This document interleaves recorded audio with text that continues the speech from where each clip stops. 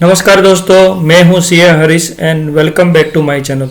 आज मैं आपके साथ शेयर करने जा रहा हूं म्यूचुअल फंड में, वो भी स्मॉल कैप म्यूचुअल फंड, वो कैसे सिलेक्ट किया जा सकता है और उसमें क्या क्या फैक्टर्स या क्या क्या कंपोनेंट आपको कंसिडर करना चाहिए while selecting small cap mutual fund. मगर अगर हम लोग इक्विटी म्यूचुअल फंड की बात करें तो इक्विटी में major 3 types of mutual fund होते हैं कैटेगरी। फर्स्ट है लार्ज कैप म्यूचुअल फंड, जो लार्ज कैप बड़ी बड़ी कंपनी है उसमें इन्वेस्ट करते हैं। सेकंड जो होता है वो medium cap mid cap mutual funds, जो मीडियम लेवल की जो कंपनी होती है उसमें इन्वेस्ट करते हैं। और थर्ड जो कैटेगरी ऑफ म्यूचुअल फंड है मेजर,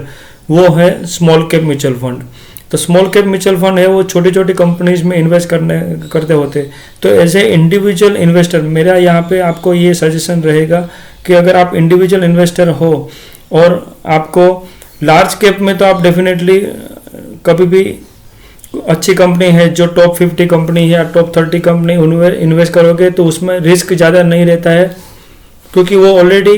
बिग साइज कंपनी है, उनके एक ऑलरेडी प्रूवन रिकॉर्ड है और वहाँ पे कुछ स्टॉक की ज़्यादा वॉलेटिलिटी भी आपको नहीं मिलती है। तो उसमें आप डायरेक्टली स्टॉक के थ्रू भी इन्वेस्ट करोगे और लॉन्ग टर्म में विजन रखोगे तो आपको डेफिनेटली उसमें अपना पोर्टफोलियो में अच्छा खासा रिटर्न मिल सकता है। मगर उसके सामने अगर आपको थोड़ा रिस्क लेके स्मॉल कैप कंपनीज है उसमें अगर आइडेंटिफाई करके करना है तो आप इंडिविजुअली आप आइडेंटिफाई करने जाओगे कंपनीज स्मॉल कैप, तो उसमें काफ़ी रिस्क रह सकता है, क्योंकि वो कंपनी बहुत छोटी होती है। मगर अगर वो चल जाए कंपनी तो काफ़ी अच्छा ग्रोथ और पोर्टफोलियो का रिटर्न आपको मिल सकता है। तो वो चीज़ म्यूचुअल फंड वाले अच्छा खासा है, उनका जो मार्केट में पूरा कंट्रोल फोकस रहता है और रेगुलरली मॉनिटरिंग वो लोग करते हैं। इसलिए जो पोर्टफोलियो मैनेजर्स होते हैं वो अच्छा, मेरा ये बिलीव है पर्सनल कि वो लोग स्मॉल कैप कंपनीज में म्यूचुअल फंड के थ्रू इन्वेस्ट करना मेरे हिसाब से काफ़ी अच्छा एडवाइजेबल रहता है। उसमें रिटर्न भी मिलता है, आपका पोर्टफोलियो भी सेफ रहता है और आपको जो मल्टीपल कंपनी मल्टीपल डाइवर्सिफिकेशन का जो बेनिफिट मिलना चाहिए वो सारा चीज़ यहाँ पे मिल सकता है। और स्मॉल कैप का जो रिटर्न का जो एक एक्सपोजर है या जो बेनिफिट है वो भी यहाँ पे आपको मिलता है। इसलिए मैं भी स्मॉल कैप में अगर इन्वेस्ट करना है तो डायरेक्टली इक्विटी है वो प्रिफर नहीं करता हूँ, क्योंकि एज ए इंडिविजुअल बायर हमको ज़्यादा उतना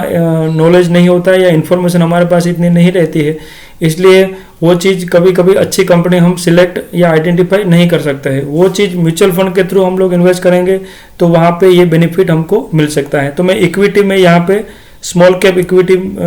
जो है स्मॉल कैप फंड है वो उसको आइडेंटिफाई कर लिया है, उसको कैटेगराइज कर लिया, क्योंकि मैं टिकर टिप यूज़ करता हूँ तो टिकर टिप में ये सब फैसिलिटी अवेलेबल है। तो यहाँ पे सारे स्मॉल कैप म्यूचुअल फंड आ गए हैं। उसमें हमने CAGR मतलब compounding annual growth rate 3 years का और 5 इयर्स दोनों ले लिया है, और हमने अल्फा भी कंसिडर किया है और एक्सपेंस रेशियो वो भी इम्पोर्टेंट है, क्योंकि स्मॉल कैप में यहाँ पे जो फंड मैनेजर्स का जो चार्जेस रहता है ये हो गया एक्टिव म्यूचुअल फंड। तो एक्टिव म्यूचुअल फंड में फंड मैनेजर्स का इन्वॉल्वमेंट काफ़ी हद तक ज़्यादा रहता है, इसलिए यहाँ पे एक्सपेंस रेशियो भी काफ़ी हाई रहता है कंपेयर टू अदर इंडेक्स और बाकी म्यूचुअल फंड के कंपेरिजन में। तो और दूसरा चीज़ है अल्फा मतलब कि अगर बेंचमार्क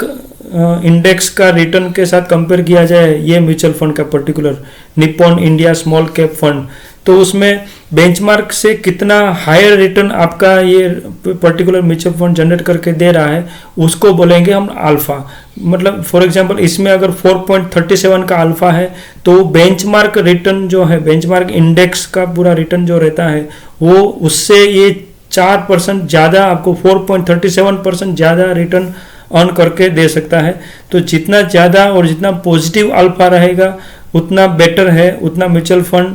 काफ़ी अच्छा और काफ़ी बेटर आप बोल सकते हैं और काफ़ी अच्छा परफॉर्मेंस यहाँ पे बोल सकते हैं। दूसरा जो मेन अपने को देखना होता है स्मॉल कैप म्यूचुअल फंड में वो होता है AUM, asset under management. AUM इसलिए मैं लार्ज और ज़्यादा बड़ी साइज बिग साइज AUM को इसलिए मैं प्रिफर करता हूँ, क्योंकि आपको फ्यूचर में अगर फंड की रिक्वायरमेंट हो उस टाइम पे आप सेल आउट करके एग्जिट होना चाहते हो तब जाके आपको अगर आपका जो मेन जो प्रिंसिपल अमाउंट है वही आप विड्रॉ नहीं कर पाओ और विड्रॉ करने के टाइम पे अगर आपको प्रॉब्लम आएगा तो वो चीज़ नहीं होना चाहिए। इसलिए मैं यहाँ पे लार्ज जो बड़ी बड़ी बिग साइज म्यूचुअल फंड होते हैं उसको ही मैं प्रिफर करता हूँ, और जिनका 5 इयर्स 10 इयर्स का जो रिकॉर्ड रहता है उनको ही मैं प्रिफर करता हूँ for small cap mutual fund और इक्विटी म्यूचुअल फंड में। तो यहाँ पे पहले ही मैंने AUM जो है उसको सॉर्ट कर लिया है, तो बिगर टू स्मॉलर ही सॉर्ट किया हो। तो फर्स्ट वाला जो म्यूचुअल फंड है Nippon India small cap mutual fund की अगर बात करें उसका AUM सबसे हाईएस्ट है, और अगर 3 इयर्स का CAGR 3 इयर्स और 5 इयर्स का CAGR की बात करें तो वो भी 3 इयर्स का 31% और 5 इयर्स का ऑलमोस्ट 15% है। तो वो भी रिटर्न का भी परसेंटेज इनका काफ़ी अच्छा ट्रैक रिकॉर्ड है, और यहाँ पे वॉलेटिलिटी थोड़ी हायर है ये कंपेयर टू अदर्स। अगर बात करें सेकंड SBI से बात करें तो SBI के कंपेरिजन में यहाँ पे वॉलेटिलिटी थोड़ी हाई है, प्लस एक्सपेंस रेशियो भी थोड़ा इसका हायर है कंपेयर टू SBI। तो ये सारा देख के हुए 4-5 हम लोग अगर बिग जो टॉप म्यूचुअल फंड है, टॉप 5 या टॉप 7 म्यूचुअल फंड को एनालिसिस करके यहाँ पे जो बेस्ट म्यूचुअल फंड है मेरे हिसाब से बेस्ट म्यूचुअल फंड अगर देखना है तो निप्पॉन है, फिर सेकंड SBI भी अच्छा खासा इन्वेस्टमेंट है जो स्मॉल, ठीक है, उससे थोड़ा कम AUM है 15,000 AUM, मगर उसका 26 CAGR 3 इयर्स का थोड़ा कम है 26 है, और उनका एक्सपेंस रेशियो मेन तो कम है, काफ़ी अच्छा 86.86 की जगह पे 0.71 है, मगर अल्फा भी कंपेरेटिवली अगर देखा जाए तो अल्फा 2.93 है, यहाँ पे अल्फा 4.37 है। क्यों? क्योंकि रिस्क भी वो ज़्यादा लेते हैं, इसलिए वोलेटिलिटी भी ज़्यादा है, और वोलेटिलिटी के कंपेरिजन में अल्फा भी ज़्यादा है। तो आपको अगर ज़्यादा रिस्क लेके ज़्यादा अगर रिटर्न अर्न करना चाहते हो तो आप निप्पॉन भी सिलेक्ट कर सकते हो, या सेकंड SBI भी सिलेक्ट कर सकते हो। तो ये दोनों में बेस्ट रहेगा अगर आपके रिस्क के कैपेसिटी के हिसाब से। SBI थोड़ा लोअर रिस्कियर है और लोअर एक्सपेंस रेशियो है, और लोअर रिटर्न भी यहाँ पे लोअर है, और वोलेटिलिटी भी लोअर है कंपेयर टू फर्स्ट निप्पॉन के कंपैरिजन में यहाँ पे वोलेटिलिटी भी लोअर है। तो ये SBI वाला थोड़ा बेटर लग रहा है, क्योंकि उसका मगर उसका अगर आपको अल्फा देखना है और अल्फा के हिसाब से ज़्यादा रिटर्न में जाना है और थोड़ा रिस्क ज़्यादा लेना है तो निप्पॉन भी वो हिसाब से बेटर मान सकते हैं। थर्ड जो है 14,000 ऑलमोस्ट 15,000 जितना उनका रिटर्न है, मगर उनका 3 इयर्स का CAGR 25% है, तो SBI के कंपैरिजन में लोअर है, और उनका एक्सपेंस रेशियो भी SBI के कंपैरिजन में 0.82 है। तो हायर रहने से आपको उतना एक्सपेंस हायर बियर करना पड़ेगा। तो कंपेरेटिव अगर SBI और HDFC में कंपेयर करें तो SBI इस बेटर लग रहा है, क्योंकि उसके AUM भी ज़्यादा है, प्लस उसकी वोलेटिलिटी कम है, यहाँ पे वोलेटिलिटी ज़्यादा है, प्लस उनका CAGR 5 ईयर CAGR भी 12% की जगह 13% है, और उनका अल्फा थोड़ा कम है, मगर एक्सपेंस रेशियो कम होने से मेरे हिसाब से HDFC और SBI के कंपैरिजन में भी SBI बेटर दिख रहा है। और निप्पॉन कंपैरिजन में,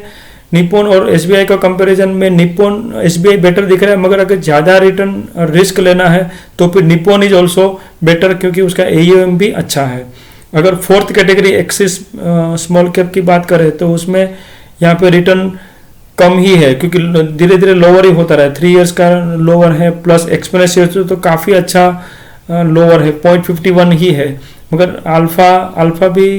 थोड़ा बेटर है 2 है, मगर वोलेटिलिटी काफ़ी हाई है 18% है। तो वो उसको कंपैरिजन में फिर फिफ्थ अगर देखेंगे तो SBI अभी तक बेटर लग रहा है ये 4 को कंपैरिजन है। और फिफ्थ जो है DSP स्मॉल कैप फंड, उसमें भी देखें तो क्योंकि उसकी 10,000 से फिर कम हो गया, यहाँ पे लेस देन 10,000 आप AUM में जा रहे हो तो 9,000 की AUM तक आप जा सकते हो मेरे हिसाब से। तो टॉप 5 है, उसमें से SBI मेरे हिसाब से थोड़ा बेटर लग रहा है, और निप्पॉन तो काफ़ी अच्छा है ही, AUM भी अच्छी है। तो ये दोनों आप मेरे हिसाब से सिलेक्ट कर सकते हो। अगर ज़्यादा रिस्क लेना चाहिए तो फिर निप्पॉन में चले जाओ, और अगर मॉडरेट रिस्क में आपको अच्छा खासा इन्वेस्टमेंट और प्लस लोअर एक्सपेंस रेशियो में जाना है, 5 इयर्स और 3 इयर्स का अच्छा खासा आपका रिटर्न और अल्फा भी पॉजिटिव ही है, तो बेंचमार्क इंडेक्स जो है उससे भी पॉजिटिव अर्न करके यहाँ पे दे रहा है SBI, तो कंपेरेटिवली बेटर है। अगर ज़्यादा रिस्क ले लिया तो निप्पॉन भी अच्छा है। तो ये 2 जो है 5 में से मैं 2 ये अच्छा खासा यहाँ पे रिटर्न्स और पास्ट परफॉर्मेंस के हिसाब से अच्छा इनका रिटर्न्स यहाँ पे दिखने को मिल रहा है। मगर स्मॉल कैप का अगर पास्ट परफॉर्मेंस सिर्फ देखना नहीं चाहिए, ठीक है, मगर आप अगर SIP कर रहे हो और सिस्टमेटिकली आप मंथली अपना कोई एक अमाउंट फिक्स करके 5,000, 10,000, 1,000 जो भी आपकी इन्वेस्टमेंट कैपेसिटी है वो हिसाब से अगर आप SIP करोगे तो ये स्मॉल कैप में आज की जो वोलेटाइल मार्केट है उसमें over a period of time long term में आपको डेफिनेटली ये दो जो म्यूचुअल फंड है वो काफ़ी अच्छा आपको रिटर्न अर्न करके दे सकता है। तो मेरे हिसाब से ये स्मॉल कैप में म्यूचुअल फंड में आप definitely mutual fund is the best option, क्योंकि आपको रेगुलरली मॉनिटरिंग करने की ज़रूरत नहीं पड़ेगी और स्मॉल कंपनीज का जो रिटर्न का जो बेनिफिट या आपको पोर्टफोलियो का जो रिटर्न अर्न करना चाहिए वो भी यहाँ पे आपको अच्छा खासा मिल पाएगा थ्रू म्यूचुअल फंड। तो ये हिसाब से आपको ये दो या आपके हिसाब से जो भी बेस्ट आपको लग रहा है वो आप सिलेक्ट कर सकते हो। तो मैं आशा करता हूँ कि ये वीडियो से काफ़ी आपको हेल्प और यूज़फुल इन्फॉर्मेशन मिली होगी। तो ये वीडियो को जरूर लाइक और शेयर करिएगा और मेरे चैनल को भी सब्सक्राइब कर लीजिएगा for getting this type of regular financial and other investment tips. Thank you.